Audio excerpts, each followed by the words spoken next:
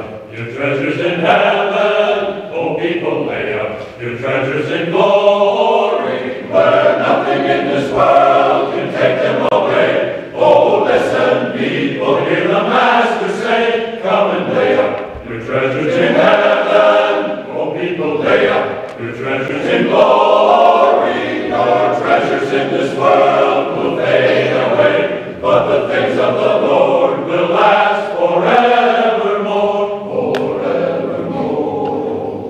Well, the Lord looked down and saw his people there, tied up with worry and burdened with care. He said, seek first the kingdom and you will see the things that will last for eternity. Come and lay up your treasures in heaven. O people, lay up your treasures in glory, where nothing in this world can take them away. Oh, listen, people, hear the Master say, come and lay up your treasures in heaven. O people, lay up your treasures in glory. Your treasures in this world will fade away, but the things of the Lord will last forevermore, forevermore.